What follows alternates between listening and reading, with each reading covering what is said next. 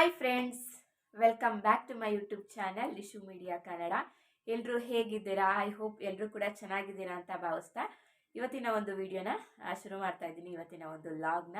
ಇವತ್ತು ಮಂಗಳವಾರ, ಆಲ್ರೆಡಿ 1 ಗಂಟೆ ಆಗಿದೆ, ಸಾಂಬಾರು ಆಗಿದೆ ಆಗಲೇ. ಇನ್ನು ಮಧ್ಯಾಹ್ನ ಎಲ್ಲ ಕೆಲಸನೂ ಕೂಡ ಮುಗಿಸ್ಕೊಂಡು ಇವಾಗ ಅಂಟ್ವಳ್ಕಾಯಿ ಒಣಗಾಕೋಣ ಅಂತ ಹೇಳ್ಬಿಟ್ಟು ತೊಗೊಂಡು ಬಂದಿದ್ದೀನಿ. ಊರಿಂದ ಬಂದಾದಮೇಲೆ ನಾನು ಬ್ಯಾಗ್ ಓಪನೇ ಮಾಡಿರಲಿಲ್ಲ, ಹಾಗೇ ಇಟ್ಟಿದ್ದೆ. ಯಾಕೆ ಅಂತಂದರೆ ಕೆಲವೊಂದು ಸತಿ ಹಂಗೆ ಅಲ್ವಾ, ನಾವು ಎಲ್ಲಾದರೂ ಒಂದು ಕಡೆಯಿಂದ ಇನ್ನೊಂದು ಕಡೆಗೆ ಬಂದಾಗ ಬ್ಯಾಗ್ ಏನು ತೆಗೆಯೋದಕ್ಕೆ ಹೋಗೋದಿಲ್ಲ, ಒಂಥರ ಸೋಂಬೇರಿತನ ಅಂತಲೇ ಹೇಳ್ಬೋದು. ಇನ್ನು 2 ಬ್ಯಾಗಲ್ಲೂ ಫುಲ್ ಬಟ್ಟೆ ಇದ್ದಿದ್ದರಿಂದ ನನಗೆ ಕಬೋರ್ಡ್ಗೆ ಎಲ್ಲ ಫ್ರೀ ಮಾಡ್ಕೊಬೇಕಿತ್ತು. ನಾನು ಸ್ವಲ್ಪ ಮತ್ತೆ ಎಲ್ಲ ಕಬೋರ್ಡ್ದಲ್ಲಿ ಬಟ್ಟೆ ಎಲ್ಲ ತೆಗೆದುಬಿಟ್ಟು ನಾನು ಊರಿಗೆ ಹೋಗಿ ತೊಗೊಂಡೋಗಿದ್ದು, ಮತ್ತು ಅಲ್ಲಿ ಸ್ವಲ್ಪ ಊರಲ್ಲೂ ಕೂಡ ಸ್ವಲ್ಪ ನಂದು ಬಟ್ಟೆಗಳೆಲ್ಲ ಇತ್ತು. ಸೊ ಹಂಗಾಗಿ ಅವನ್ನೆಲ್ಲ ತೊಗೊಂಡು ಬಂದಿದ್ನಲ್ವ, ಹಂಗಾಗಿ ನಾನು ತೆಗೆದ್ರೆ ಇವಾಗ ಫುಲ್ ಕಬೋರ್ಡೇ ತೆಗೆದ್ಬಿಟ್ಟು ನಾನು ಜೋಡಿಸ್ಕೊಬೇಕಾಗಿತ್ತು. ಹಂಗಾಗಿ ಎಲ್ಲನೂ ಹಾಗೇ ಇಟ್ಟಿದ್ದೆ. ಇನ್ನು ಎಕ್ಸ್ಟ್ರಾ ಅಂಟ್ವಳ್ಕಾಯಿ ಬೇರೆ ಬ್ಯಾಗಲ್ಲಿತ್ತು. ಹಂಗಾಗಿ ಈಗ ಚೆನ್ನಾಗಿ ಬಿಸಿಲಿತ್ತಲ್ವ, ಹಂಗಾಗಿ ಒಣಗಾಕ್ಬಿಡೋಣ. ಇದು ತಂದು ಒಂದು 4-5 ದಿನ ಆದಮೇಲೆ ನಾನು ಒಣಗಾಕ್ತಾ ಇರೋದು. ಹಾಗೇ ಇತ್ತು, ಒಣಗಾಕೋಕ್ಕೂ ಕೂಡ ಮನಸ್ಸಿರಲಿಲ್ಲ. ಮೇಲೆ ಹತ್ತಿ ಯಾರು ಒಣಗಾಕ್ತಾರಪ್ಪ ಅಂತ ಅನ್ನಿಸ್ತಾ ಇತ್ತು. ಸೊ ಇವಾಗ ಮನ್ಸು ಮಾಡಿ ಹೋಗಿ ಆಮೇಲೆ ಒಣಗಾಕ್ತಾಯಿದ್ದೀನಿ. ಚೆನ್ನಾಗಿ ಒಂದು 2 ದಿನ ಒಣಗ್ಕೊಂಡ್ರೆ ಸಾಕು, ಚೆನ್ನಾಗಿದ್ದಾಗುತ್ತೆ. ಅಮ್ಮ ಇದನ್ನು ಅವರ ಅಣ್ಣನ ಮನೆಯಿಂದ ತರಿಸಿರೋ ಅಂಥದ್ದು. ಅಮ್ಮ ಒಂದು 10-12 kg ತರಿಸಿದ್ರಂತ ಅನಿಸುತ್ತೆ ಅಂಟ್ವಳ್ಕಾಯಿ. ಅಮ್ಮ ಅಂಟ್ವಳ್ಕಾಯಿನೇ ಯೂಸ್ ಮಾಡೋ ಅಂಥದ್ದು. ಹಂಗಾಗಿ ಇನ್ನು ಅಕ್ಕಂಗೆ ಕೊಡ್ತೀನಿ ಅಂದರೆ ಅಕ್ಕ ಬೇಡ ನನಗೇನು, ಅವಳದು ತುಂಬ ಸಾಫ್ಟ್ ಕೂದಲು ಮತ್ತು ತುಂಬ ತೆಳುವು ಇದೆ. ಹಂಗಾಗಿ ಅವಳೇನು ನನಗೆ ಬೇಡ ಅಂತ ಹೇಳಿದ್ಲು. ಹಂಗಾಗಿ ಅವಳು ಬೇಡ ಅಂತ ಹೇಳ್ತಿದ್ದಾಳೆ, ನೀನೇ ತೊಗೊಂಡೋಗು, ನೀನೇ ಹಚ್ಚು, ಶಾಂಪು ಎಲ್ಲ ಹಚ್ಚೋದಕ್ಕಿಂತ ಇದೇ ಬೆಟರು, ನೀವು ಕಾಲು ಚೈನ್ ತೊಳ್ಕೊಬೋದು, ತಲೆಗೆ ಹಚ್ಕೋ, ಬೇಕಾದರೆ ಖಾಲಿ ಆದಾಗ ಮತ್ತೆ ಕೊಟ್ಟು ಕಳಿಸ್ತೀನಿ ಅಂತ ಹೇಳ್ತಾಯಿತ್ತು. ಇದು KG, ಇದು ಕೂಡ ತುಂಬ ರೇಟ್ ಆಗಿದೆ. ಇದು KG ಅದೆಷ್ಟು ನನಗೆ ಮರ್ತೋಯ್ತು, ಅಮ್ಮ ಹೇಳಿದ್ರು. ಅಮ್ಮ ದುಡ್ಡು ಕೊಟ್ಟೆ ತೊಗೊಂಡಿರೋದು ಇದು ಅಂಟ್ವಳ್ಕಾಯಿನ, ಬೇಕು ಅಂತಲೇ ಹೇಳಿ ಅವರ ಅಣ್ಣನ ಮಗನ ಜೊತೆ ತರಿಸ್ಕೊಂಡಿರೋ ಅಂಥದ್ದು. ಅವ್ನು ತಂದುಕೊಟ್ಟಿದ್ದು. ಖಾಲಿ ಆದಾಗ ಬೇಕಾದರೆ ಹೇಳಿ ಅತ್ತೆ, ತಂದುಕೊಡ್ತೀನಿ ಮತ್ತೇನೆ ಅಂತ ಹೇಳಿದ್ದಾನೆ. ಆ ಕಡೆ ಮಲೆನಾಡು ಸೈಡ್ ಕಡೆ ತುಂಬ ಜಾಸ್ತಿ ಸಿಗುತ್ತೆ ಅಂಟ್ವಳ್ಕಾಯಿ, ಈ ಕಡೆ ಗೊತ್ತಿಲ್ಲ ನನಗೆ. ಆ ಕಡೆ ಅಂತೂ ಜಾಸ್ತಿ ಸಿಗುತ್ತೆ ಅಂತ ನಂಗೆ ಗೊತ್ತು. ಹಾಗಾಗಿ ಒಣಗಾಕ್ತಿದ್ದೀನಿ. ನಾನು ಬಂದಿದ್ದೀನಿ ಅಂತ ಹೇಳ್ಬಿಟ್ಟು ಇಂಥ ಬಿಸಿಲಲ್ಲಿ ನೆಲದ ಮೇಲೆ ಕಾಲೇ ಇಡೋಕ್ಕಾಗ್ತಿರಲಿಲ್ಲ. ಅಂಥದ್ರಲ್ಲಿ ನನ್ನ ಮಗಳು ಕೂಡ ಮೇಲೆ ಹತ್ತಿ ಬರ್ತಾ ಇದ್ದಾಳೆ. ಇಷ್ಟೊಂದು ಬಿಸಿಲಿಗೆ ತಲೆನೇ ನೋವಾದಂಗೆ ಆಗುತ್ತೆ, ಕಣ್ಣೇ ಬಿಡೋಕ್ಕಾಗ್ತಿರಲಿಲ್ಲ, ಅಷ್ಟು ಹೆವಿ ಬಿಸಿಲು ಅಂತಲೇ ಹೇಳ್ಬೋದು. ಬಿಸಿಲು ಮಾತ್ರ ಸಿಕ್ಕಾಬಟ್ಟೆ ಇದಾಗಿದೆ. ಚೆನ್ನಾಗಿ 1-2 ದಿನ ಒಣಗಿಸ್ಕೊಂಡ್ರೆ ಚೆನ್ನಾಗಿ ಒಣಗುತ್ತೆ. ಇಲ್ಲ ಅಂತಂದರೆ ಅದು ಏನು ಜೊಳ್ಳು ಬಂದಂಗೆ ಆಗಿಬಿಡುತ್ತೆ ಅದು. ಹಾಗಾಗಿ 1-2 ದಿನ ಚೆನ್ನಾಗಿ ಒಣಗಿಸ್ಕೊಬೇಕು. ನನ್ನ ಮಗಳು ಮೇಲೆ ಬಂದಿದ್ರೆ ಎಲ್ಲೋ ಇಲ್ಲಿಂದನೇ ಕದ್ದು ಹೋಗ್ತೀನಿ ನಾನು ಅನ್ನೋ ರೀತಿಯಾಗಿ ಎಲ್ಲಿ ಹೋಗಿದ್ದಾಳೆ ಅಂತ ಬರೋದು ಹಿಂದೆ ಹಿಂದೆ ಆ ಥರ. ಬಿಸಿಲು ಮಾತ್ರ ತುಂಬಾ ಜಾಸ್ತಿನೇ ಇದೆ. ಆಗಲೇ 1 ಗಂಟೆ, ಸಿಕ್ಕಾಪಟ್ಟೆ ಬಿಸಿಲು, ನೆಲದ ಮೇಲೆ ಕಾಲೇ ಇಡೋದಕ್ಕಾಗ್ತಾಯಿಲ್ಲ ಅಷ್ಟೊಂದು. ಇನ್ನು ಧರ್ಮಸ್ಥಳ, ಮಂಗಳೂರು ಸೈಡ್ ಅಂತೂ ನಿಜ ಸಿಕ್ಕಾಪಟ್ಟೆ ಬಿಸಿಲು ಅಂತಲೇ ಹೇಳ್ಬೋದು. ಇವಾಗ ಇಲ್ಲೇ ಇಷ್ಟೊಂದು ಬಿಸಿಲು ಅಂತಂದರೆ ಇನ್ನು ಅಲ್ಲೂ ಸಿಕ್ಕಾಪಟ್ಟೆ ಬಿಸಿಲೇ. 1-2 ದಿನ ಚೆನ್ನಾಗಿ ಒಣಗಿಸಿದ್ರೆ, ಅಮ್ಮ ಒಣಗಿಸಿದ್ದಾರೆ, ಇನ್ನೊಂದು 2 ದಿನ ಚೆನ್ನಾಗಿ ಒಣಗಿಸಿದ್ರೆ ಅದು ಹಸಿ ಇರುತ್ತಲ್ವ ಕಾಯಿ, ಅದು ಜೊಳ್ಳು ಥರ ಆಗೋದಿಲ್ಲ. ಚೆನ್ನಾಗಿ ಒಣಗಿಸ್ಬಿಟ್ಟು ಇಟ್ಕೊಂಡ್ರೆ ಮಿಲ್ಲಿಗೂ ಕೂಡ ಕೊಡ್ಬೋದು. ಆದರೆ ಅವರಷ್ಟು ಬಿಡಿಸ್ಕೊಡಲ್ಲ, ಯಾಕೆಂದರೆ ಅಂಟಾಗುತ್ತೆ ಅಂತ ಹೇಳ್ಬಿಟ್ಟು ಮಿಲ್ಲವರು ಬಿಡ್ಸೋದಕ್ಕೆ ಕೊಡೋದಿಲ್ಲ ಅಂತ, ಬಿಟ್ಕೊಡೋದಿಲ್ಲ ಅಂತ ನನಗಂತ ಅನಿಸುತ್ತೆ. ಜೊತೆ ಕಾಳು ಹಾಕಬೇಕು ಅಂತ ಹೇಳ್ತಿದ್ರು ಅಲ್ಲಿ ಪಕ್ಕದ ಮನೆ ಅಜ್ಜಿ, ಬಿಟ್ಕೊಡ್ತಾರೆ ಅಂತ. ಹಾಗೆ ಬಿಡಿಸ್ಕೊಳ್ಳೋದೇನಕ್ಕೆ ಹಾಗೇ ಹಚ್ಕೋತೀನಿ. ಆ ಥರ ನೆನೆ ಹಾಕ್ಬಿಟ್ಟು, ನೈಟ್ ನೆನೆ ಹಾಕ್ಬಿಟ್ಟು ಬೆಳಗ್ಗೆಗೆ ಚೆನ್ನಾಗಿ ಅದು ಬಿಟ್ಟಿರುತ್ತೆ, ಅದು ರಸ ಎಲ್ಲ ಬಿಟ್ಕೊಂಡಿರುತ್ತೆ, ಚೆನ್ನಾಗಿ ಮಿಕ್ಸ್ ಮಾಡಿದ್ರೆ, ಇಲ್ಲಾಂದರೆ ಮಿಕ್ಸಿಗೆ ಹಾಕ್ಬಿಟ್ಟು ರುಬ್ಬಿಸ್ಕೊಂಡ್ರೆ ಚೆನ್ನಾಗಿ ನೊರೆ ಬರುತ್ತೆ. ಕಾಲು ಚೈನ್ ಎಲ್ಲನೂ ತೊಳ್ಕೊಬೋದು, ಚೆನ್ನಾಗಿರುತ್ತೆ ಮಾತ್ರ. ಒಂದು 6 ತಿಂಗಳು, ನಾನು ಒಬ್ಬಳೇ ಅಲ್ವಾ, ಒಂದು 6 ತಿಂಗಳ ತನಕ ಆಗುತ್ತೆ. ನೋಡೋಣ, ಚೆನ್ನಾಗಿ ಒಣಗಿಸಿ. ಸಿಕ್ಕಾಪಟ್ಟೆ ಬಿಸಿಲು. ನಾನು ಇಂಥ ಬಿಸಿಲಲ್ಲಿ ಮೇಲೆ ಬಂದಿದ್ದೀನಿ ಅಂತ ಹೇಳಿದ್ರು ನನ್ನ ಮಗಳು ನನ್ನ ಜೊತೆ ಬರೋಕ್ಕೆ ಇದು ಮಾಡುತ್ತೆ. ಇಷ್ಟೊಂದು ಉರಿಯೋ ಬಿಸಿಲಲ್ಲಿ ಯಪ್ಪ ದೇವ್ರೆ, ನಿಮ್ಮ ಮಕ್ಕಳು ಮನೇಲಿ ಇರಲ್ಲ, ಮಾಡಲ್ಲ, ಏನಿಲ್ಲ. ನಾನು ಎಲ್ಲಾದರೂ ಇಲ್ಲಿಂದನೇ ಹೋಗ್ಬಿಡ್ತೀನಿ ಎಲ್ಲಾದರೂ ಅಂತ ಹೇಳ್ಬಿಟ್ಟು ಹುಡ್ಕೊಂಡು ಬರೋದು ಈ ಬಿಸಿಲಲ್ಲಿ, ಉರಿಯೋ ಬಿಸಿಲಲ್ಲಿ. ಹಾಗೆ ಇನ್ನು ಕೆಳಗಡೆ ಬಂದು ಪಾಪು ಊಟ ಮಾಡಿಸಿ ನಾನು ಕೂಡ ಊಟ ಮಾಡಿ ಸ್ವಲ್ಪ ರೆಸ್ಟ್ ಮಾಡಿ ನಾನು ಕಬೋರ್ಡ್ ಎಲ್ಲದನ್ನು ಕೂಡ ಜೋಡಿಸ್ಕೊತಾ ಇದ್ದೀನಿ. ಹಾಗೆಯೇ ನಾನು ನಿಮಗೆ ಒಂದು ವಿಷಯನ ಶೇರ್ ಮಾಡ್ಕೊಬೇಕಿತ್ತು. ನಾನು ಊರಿಗೆ ಹೋಗಿದ್ದಾಗ ಯಾರೋ ಒಬ್ಬರು ನನಗೆ ಪರಿಚಯ ಇರೋರು ಸಿಕ್ಕಿದ್ರು. ಅವರು ಮಾತಾಡ್ತಾ ಹೇಳ್ತಾಯಿದ್ರು, ನಾವು ಚೆನ್ನಾಗಿದ್ದಾಗ ನೆಂಟರು ಇಷ್ಟು ಬಂಧು ಬಳಗ ಎಲ್ಲರೂ ಕೂಡ ಬರೋರು. ಬಟ್ ಇವಾಗ ನಮಗೇನೋ ಒಂದು ಸಣ್ಣ ಸಮಸ್ಯೆ ಆಗಿದೆ ಅನ್ನೋ ಒಂದು ಕಾರಣಕ್ಕೋಸ್ಕರ ನಮ್ಮ ಹತ್ರ ಯಾರೂ ಬರಲ್ಲ, ಹೆಲ್ಪು ಕೂಡ ಮಾಡೋದಿಲ್ಲ ಅಂತ ಹೇಳ್ತಾ ಇದ್ರು. ನಾನು ಇದಲ್ಲ, ಇನ್ನೊಂದು ಸ್ಟೋರಿ ಹಂಗೆ ಕೇಳಿದ್ದೀನಿ.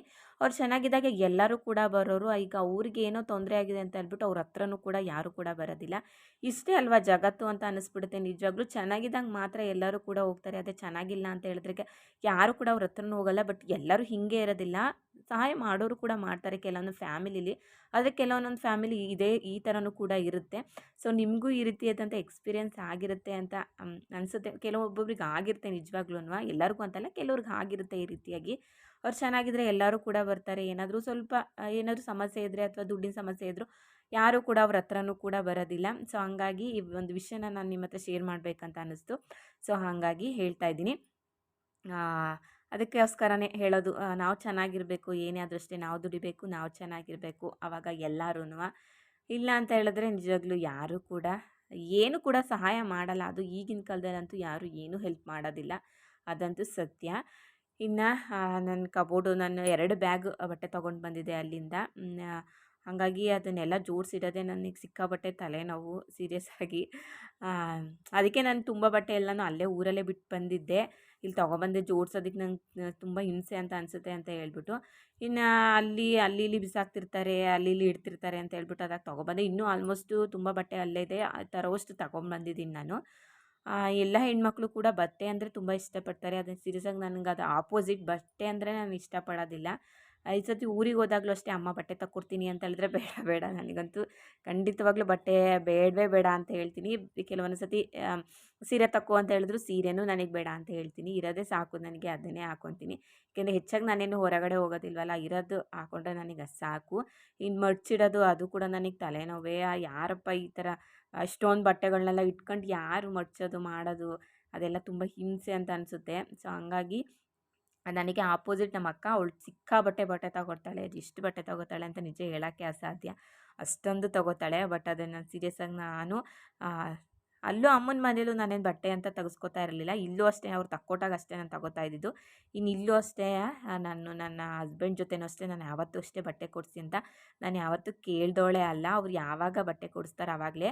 ಕೆಲವೊಂದೊಂದು ಸತಿ ಏನಾದರೂ ಅವಶ್ಯಕತೆ ಇದೆ ನನಗಿಂಥದ್ದು ಅಂತ ಇದ್ದಾಗ ಮಾತ್ರ ನಾನು ಕೇಳಿ ತಗೋತೀನಿ ಹೊರತು ನಾನು ಯಾವ ಹಬ್ಬಕ್ಕೂ ನಾನು ಬಟ್ಟೆ ತಗೊಳ್ಳಲ್ಲ, ಯಾವ ಫಂಕ್ಷನ್ಗೂ ನಾನು ಬಟ್ಟೆ ತಗೊಳ್ಳೋದೇ ಇಲ್ಲ ನಾನು.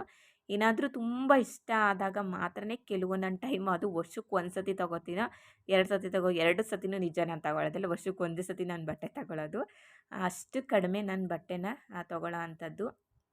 ಇರೋದಲ್ಲೇ ಅಡ್ಜಸ್ಟ್ ಮಾಡ್ಕೊಂಡ್ಬಿಡ್ತೀನಿ ನಾನು. ಹಂಗಾಗಿ ಇವಾಗ ಇದೆಲ್ಲದನ್ನು ಕೂಡ ನೀಟ್ ಮಾಡಿ, ಇನ್ನು ಮನೆಯಿಂದ ನಾನು ಮೆಹಂದಿ ತೊಗೊಬಂದಿದ್ದೆ. ಅಂದರೆ ಅಲ್ಲೇ ಒಣಗಿಸ್ಕೊಂಡು ತೊಗೊಬಂದಿದ್ದೆ. ಇಲ್ಲಾಂದರೆ ಹಸಿ ಮೆಹಂದಿ ಸೊಪ್ಪನ್ನ ತೊಗೊಂಬಂದೆ, ಅದು ಕೂಡ ವೆಯ್ಟ್ ಆಗಿಬಿಡುತ್ತೆ ಜಾಸ್ತಿ. ಇನ್ನು ಬಟ್ಟೆ ಕೆಲವೊಂದು ಅಂದು ಇಲ್ಲಿಂದ ತೊಗೊಂಡೋಗಿದ್ದು ಲಗೇಜ್ ಅದೆಲ್ಲ ಇತ್ತಲ್ವ, ಹಾಗಾಗಿ ಅಲ್ಲಿಂದನೇ, ಊರಿಂದನೇ ಒಂದು 2 ದಿನ ಚೆನ್ನಾಗಿ ಬಿಸಿಲಲ್ಲಿ ಒಣಗಿಸಿದ್ದೆ. ಪುಡಿ ಈ ಥರ ಕೈಲಿ ಸ್ಮ್ಯಾಶ್ ಮಾಡ್ಕೊಂಬಂದಿದ್ದೆ, ನಾನೇನು ಮಿಕ್ಸಿ ಜಾರಲ್ಲಿ ಏನು ರುಬ್ಬಿಸ್ಕೊಂಡಿರಲಿಲ್ಲ. ಕೈಲಿ ಆ ಥರ ಇದು ಮಾಡ್ಕೊಂಡಿದ್ದೆ. ಅಮ್ಮ ಊರಿಗೆ ಹೋಗಿದ್ದರು, ಅವ್ರ ಅಕ್ಕನ ಊರಿಗೆ. ಸೊ ಹಾಗಾಗಿ ಅಲ್ಲಿಂದ ಕಿತ್ಕೊಂಡು ಬನ್ನಿ ಅಂತ ಹೇಳಿದೆ. ಅಲ್ಲಿ ಊರಲ್ಲಿ ಸಿಕ್ಕಾಪಟ್ಟೆ ಚೆನ್ನಾಗಿದೆ ಮೆಹಂದಿ ಗಿಡ, ದೊಡ್ಡ ದೊಡ್ಡದಿದೆ.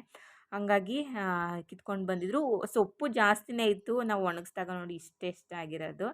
ಸೊ ಹಾಗಾಗಿ ಇವಾಗ ಮನೇಲೇ ಮಾಡ್ಕೊಬಿಡೋಣ. ಈಗ ಅಂಗಡಿಲಾದರೆ ಏನೇ ಆದರೂ ಅಷ್ಟೇ ಕೆಮಿಕಲ್ ಹಾಕಿದ್ದೇ ಇರ್ತಾರೆ. ನಮ್ಮ ಹೇರ್ಗೂ ಕೂಡ ಡ್ಯಾಮೇಜ್ ಆಗೋಗ್ಬಿಡುತ್ತೆ. ನಮ್ಮ ಹೇರು ಕೂಡ ಉದುರೋದು ಅಥವಾ ವೈಟ್ ಹೇರ್ಸ್ ಆಗೋದು ಈ ರೀತಿ ಆಗುತ್ತೆ. ಮೆಹಂದಿನ ಈ ಥರ ನ್ಯಾಚುರಲಾಗಿ ಹಚ್ಕೊಳ್ಳೋದ್ರಿಂದ ನಮ್ಮ ಹೇರ್ ಕೂಡ ಕಪ್ಪಾಗುತ್ತೆ. ಅಂದರೆ ವೈಟ್ ಇರೋರಿಗೆ ಕೆಂಚಗಾಗುತ್ತೆ, ಕಪ್ಪುಗಿರೋರಿಗೆ ಏನೂ ಆಗೋದಿಲ್ಲ. ಏನು ಕೆಂಚಗಾಗುತ್ತೆ ಆ ಥರ ಏನಿಲ್ಲ. ಶೈನಿಂಗ್ ಬರುತ್ತೆ. ಇನ್ನೂ ನಾವು ಬಿಸಿಲಿಗೆ ಏನಾದರೂ ಹೋದರೆ ನಮ್ಮ ಹೇರ್ ಸಿಕ್ಕಾಪಟ್ಟೆ ಶೈನಿಂಗಾಗಿ ಹೊಳಪು ಅಷ್ಟು ಸಖತ್ತಾಗಿರುತ್ತೆ. ನಾನು ಇದನ್ನು ಮದುವೆ ಆಗೋಕ್ಕೂ ಮೊದಲಿಂದನೂ ಕೂಡ ಹಚ್ಕೋತಾ ಇದ್ದೀನಿ. ಯಾಕೆಂದರೆ ನಮ್ಮೂರಲ್ಲಿ ಮನೆ ಪಕ್ಕದಲ್ಲೇ ಇತ್ತು ಮೆಹಂದಿ ಗಿಡ. ನಾನು ಅಲ್ಲೇ ಹಸಿ ಸೊಪ್ಪನ್ನೇ ತೊಗೊಬಂದು ಹಚ್ಕೋತಾ ಇದ್ದೆ. ಈಗ ಇಲ್ಲೆಲ್ಲೂ ಹುಡುಕೊಂಡು ಹೋಗೋಕ್ಕಾಗಲ್ಲ ನನಗೆ. ಹಂಗಾಗಿ ಊರಿಂದ ಹೆಂಗಿದ್ರೂ ಊರಿಗೆ ಹೋಗಿದ್ನಲ್ಲ, ಅಲ್ಲಿಂದನೇ ಕಿತ್ಕೊಂಡು ಬಂದುಬಿಟ್ಟಿದ್ದೀನಿ. ಇವಾಗ ಹಚ್ಕೊಳ್ಳೋಣ, ಎಷ್ಟು ದಿನ ಆಗುತ್ತೆ ಅಷ್ಟು ದಿನ ಹಚ್ಕೊಂಡು ಆಮೇಲೆ ನನ್ನ ತಮ್ಮನ ಕೈಲಿ ತರಿಸ್ಕೊಳ್ಳೋಣ ಮತ್ತೆ ಅಂತ ಹೇಳ್ಬಿಟ್ಟು ಇವಾಗ ನಾನು ಒಂದು ಮಿಕ್ಸಿ ಜಾರಿಗೆ ಹಾಕ್ಕೊಂಡು ಅದನ್ನು ನುಣ್ಣಗೆ ಪುಡಿ ಮಾಡ್ಕೋತಾ ಇದ್ದೀನಿ. ಏಕೆಂದರೆ ಸಣ್ಣಗೆ ಪುಡಿ ಮಾಡಿಕೊಂಡ್ರೆ, ಸ್ಟೋರ್ ಮಾಡಿ ಇಟ್ಕೊಂಡ್ರೆ ಚೆನ್ನಾಗಿರುತ್ತೆ. ಅದು ಸ್ವಲ್ಪ ಅದು ಕಡ್ಡಿ ಥರ ಇರುತ್ತೆ. ಸೊ ಹಾಗಾಗಿ ಅದನ್ನು ನುಣ್ಣಗೆ ಪುಡಿ ಮಾಡ್ಕೊತಾ ಇದ್ದೀನಿ. ಹಾಗೆಯೇ ನಾವು ಮೆಹಂದಿ ಒಂದನ್ನೇ ಸೊಪ್ಪಿನ ಎಲೆನೇ ಪುಡಿ ಮಾಡ್ಕೊಳ್ಳೋದಕ್ಕಿಂತ ಇದಕ್ಕೆ ಒಂದಿಷ್ಟು ದಾಸವಾಳದ ಎಲೆನ ಒಣಗಿಸ್ಕೊಂಡು ಇದಕ್ಕೆ ಸೇರಿಸ್ಕೊಂಡು ಪುಡಿ ಮಾಡಿಕೊಂಡ್ರೆ ನಮ್ಮ ಹೇರ್ಗೆ ಇನ್ನೂ ತುಂಬ ಚೆನ್ನಾಗಿರುತ್ತೆ. ಬೆಳೆಯೋದಕ್ಕೂ ಕೂಡ ಚೆನ್ನಾಗಿರುತ್ತೆ ಮತ್ತು ನಮ್ಮ ಹೇರು ಕೂಡ ಕಪ್ಪಾಗುತ್ತೆ ಅಂತಲೇ ಹೇಳ್ಬೋದು. ಮತ್ತು ಇದು ಸೊಪ್ಪಲ್ವಾ, ಹಂಗಾಗಿ ನಮ್ಮ ಕೂದಲಿಗೆ ಕೂರೋದಿಲ್ಲ. ಈಗ ಅಂಗಡೀಲಿ ಸಿಗುತ್ತಲ್ಲ ಆ ಥರ ಮೆಹಂದಿ ಥರ ಆಗಲ್ಲ ಇದು. ಪುಡಿ ಪುಡಿ ಥರ ಉದುರುತ್ತೆ. ಹಂಗಾಗಿ ಇದಕ್ಕೆ ದಾಸವಾಳದ ಎಲೆ, ತಪ್ಪಿದ್ರೆ ಮೆಂತ್ಯ, ಇವೆರಡರ ಯಾವುದಾದ್ರೂ ಒಂದನ್ನ ಮಿಕ್ಸ್ ಮಾಡೇ ನಾವು ಹಚ್ಕೊಬೇಕು. ಆವಾಗಲೇ ನಮ್ಮ ತಲೆಗೂ ಅದು ಚೆನ್ನಾಗಿ ಹಿಡಿಯುತ್ತೆ ಅಂತಲೇ ಹೇಳ್ಬೋದು. ಇವಾಗ ಎಲ್ಲದನ್ನು ಕೂಡ ಪುಡಿ ಮಾಡಿ ನೈಸಿಗೆ ಆದಷ್ಟು ಎಷ್ಟು ಸಣ್ಣದಾಗಿ ಪುಡಿ ಮಾಡ್ಕೊಬೋದು ಅಷ್ಟು ಸಣ್ಣದಾಗೆ ಪುಡಿ ಮಾಡ್ಕೊತಾ ಇದ್ದೀನಿ. ನೋಡಿ, ಈ ರೀತಿಯಾಗಿ ಸಣ್ಣದಾಗಿ ಪುಡಿ ಮಾಡ್ಕೊಂಡಿದ್ದೀನಿ. ಇದು ಜರಡಿ ಮಾಡ್ಕೊಬೇಕಿತ್ತು, ಬಟ್ ಇದನ್ನು ಜರಡಿ ಮಾಡೋ ಥರ ಜರಡಿ ಇರಲಿಲ್ಲ ನಮ್ಮ ಮನೇಲಿ. ಸೊ ಹಾಗಾಗಿ ಆದಷ್ಟು ಸಣ್ಣದಾಗಿ ಪುಡಿ ಮಾಡಿ ನಾನು ಇದನ್ನು ಒಂದು ಬಾಕ್ಸಿಗೆ ಹಾಕಿ ಎತ್ತಿಟ್ಕೊತಾ ಇದ್ದೀನಿ. ಬೇಕಂದರೆ ನಿಮ್ಮ ಹತ್ರ ತುಂಬ ಸಣ್ಣ ಜರಡಿ ಇರುತ್ತಲ್ಲ, ಅದರಲ್ಲಿ ಇನ್ನೊಂದು ಸತಿ ಚೆನ್ನಾಗಿ ಜರಡಿ ಮಾಡಿಕೊಂಡು ಇಟ್ಕೊಬೋದು. ನೋಡಿ, ಅಂಗಡಿಲೆಲ್ಲ ನಾವು ಮೆಹಂದಿನ ತರಿಸ್ಕೊಳ್ಳೋದಕ್ಕಿಂತ ಈ ಥರ ನಿಮ್ಗೆ ಏನಾದರೂ ಮೆಹಂದಿ ಎಲೆ ಗಿಡಗಳೇನಾದ್ರು ಸಿಕ್ಕಿದ್ರೆ ಈ ಥರ ನೀವು ಮನೇಲೇ ನೀವು ಮೆಹಂದಿನ, ನ್ಯಾಚುರಲ್ ಮೆಹಂದಿ ಪುಡಿನ ನೀವು ಮನೇಲೇ ಮಾಡ್ಕೊಬೋದು. ನಮ್ಮ ಹೇರು ಕೂಡ ತುಂಬಾ ಚೆನ್ನಾಗಿರುತ್ತೆ. ಈ ಮೆಹಂದಿನ ಹಾಕೊಳ್ಳೋದ್ರಿಂದ ತುಂಬ ಮಂದಕ್ಕೆ ಬರುತ್ತೆ. ಹೇಳ್ಬೇಕಂತ ಹೇಳಿದ್ರೆ ಈ ಮೆಹಂದಿ ಪುಡಿನ ಹಾಕೊಳ್ಳೋದ್ರಿಂದ ಕೂದಲು ದಪ್ಪ ಆಗುತ್ತೆ, ಬೆಳೆಯೋದಕ್ಕೂ ಕೂಡ ಹೆಲ್ಪ್ ಆಗುತ್ತೆ. ಇದಕ್ಕೆ ಸ್ವಲ್ಪ ಮೆಂತ್ಯನೂ ಕೂಡ ಪುಡಿ ಮಾಡಿ ಹಾಕೊಂಡ್ರಂತೂ ಇನ್ನೂ ಸೂಪರ್ ಆಗಿರುತ್ತೆ ಅಂತಲೇ ಹೇಳ್ಬೋದು. ಇನ್ನು ಹಾಗೆ ಊರಿಂದ ಬರುವಾಗ ನನಗೆ ಅಕ್ಕ ಟಾಪ್ ತಂದು ಕೊಟ್ಟಿದ್ಲು. ಅವಾಜಾ ಟಾಪ್ಸ್ಗಳು ಇವಾಗ ಫ್ಯಾಷನ್ ಆಗಿದೆ. ಇವಾಗ ಅವಾಜಾ ಟಾಪ್ಸ್ಗಳು ಇದು ಬಂದ್ಬಿಟ್ಟು 599 ರುಪೀಸ್, ಎರಡು ಕೂಡ ಸೇಮ್ ರೇಟು. ಹಂಗಾಗಿ ನಾನು ಇನ್ನೂ ಹಿಡಿಸ್ಕೊಂಡಿರಲಿಲ್ಲ ಹಾಕಿ ತೋರಿಸೋದಕ್ಕೆ. ಇನ್ನು ನಾನು ತುಂಬ ಸಣ್ಣ ಆಗಿರೋದ್ರಿಂದ ಹಾಕೊಂಡ್ರು ಇದು ಅಷ್ಟು ಚೆನ್ನಾಗಿ ಕಾಣಿಸ್ತಿರಲಿಲ್ಲ. ಹಾಗಾಗಿ ಹಾಗೆ ಇಟ್ಬಿಟ್ಟು ಒಂದು ವಿಡಿಯೋ ಮಾಡ್ಕೊಂಡಿದ್ದೀನಿ. ಸೊ ಇವತ್ತಿನ ಒಂದು ವಿಡಿಯೋ ಇಷ್ಟೇ. ಈ ಒಂದು ವಿಡಿಯೋ ಏನಾದರೂ ನಿಮಗೆ ಸ್ವಲ್ಪನಾದರೂ ಇಷ್ಟ ಆಗಿದ್ದರೆ ಲೈಕ್ ಮಾಡಿ, ಶೇರ್ ಮಾಡಿ, ಹಾಗೆ ಕಮೆಂಟ್ ಬಾಕ್ಸಲ್ಲಿ ಕಮೆಂಟ್ ಹಾಕಿ, ಹಾಗೆ Lishu media Kannada YouTube channel subscribe ಮಾಡಿ.